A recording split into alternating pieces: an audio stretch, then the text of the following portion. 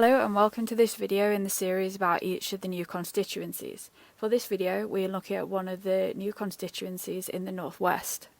In this short video we will look at the details on the new constituency, how this new one is formed, the previous results, the 2019 results, current candidates, and make predictions with different levels of how bad of a day it might be for the Conservatives. Please comment below for anything you'd like to see and subscribe to our channel to see new updates that we'll do and discussion videos as the election gets closer. There are lots of changes with boundaries in the next election, so we're going to give a quick overview of how the boundaries are changing and how it's going to affect each seat. Only 65 seats, or 10% of the seats, are staying the same, so here we're going to compare how the new seat compares to the main one that is replacing. There are some huge changes, such as the City of Chester, which now has 2 seats, but some seats are being completely dissolved, with populations moved to neighbouring seats. So why are the boundaries changing? Every so often there are boundary changes to represent the current population movements. Some of them are based on land without any population, and some of them are just because of population, for example new housing estates. 2021 was the census year, which has helped inform these changes. The last major change in the boundaries was 2010. Now let's look at some of the details about the constituency. There are 8 regions in England, with Scotland, Wales and Northern Ireland on a country basis. There are 32 seats in Wales, 57 in Scotland, 18 in Northern Ireland and an average of 60 in each of the English regions. The population can vary hugely. The highest is nearly 152,000, which is in Birmingham Ladywood, while the lowest is less than 27,000, which is in the Western Isles of Scotland, which also has the lowest electorate at 21,000. The average population is 103,000 and the average electorate is 73,000.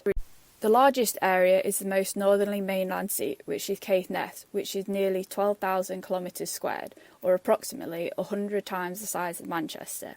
The average is 380, while the smallest is only 6.8. The average percentage of the 16 to 49-year-olds is 41%, with the highest in Leeds Central and the lowest in North Norfolk, which also has the highest 65+. The average 65+ is 38%, with the minimum at 15%, which is in the area around Canary Wharf. Density averages nearly 1,400, with the highest in Bethnal Green and the lowest in Caithness. This constituency has a boundary change. There is a boundary change here, but it hasn't taken in any more areas. When we're looking at the winner in 2019, it's a bit more relevant to the seats that are now made up from multiple old seats. Nevertheless, this is the result from 2019, with the winner and whether the seat was held or it changed. Here are the winning party and those that came second, and also the majority. The size of the majority is key when considering how this seat might change. Maybe not so much when there's a big Labour majority or Lib Dems, but for pretty much any Conservative seat that's possibly not considered safe, bar a very extreme few. The same for the SNP. Some of these are really up for grabs, particularly for Labour and the Lib Dems.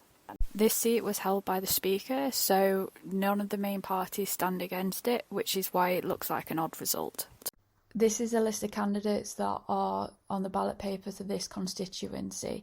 This is now a finalised list as the deadline to register as a candidate has passed. Given the forecast, this seat could go either way.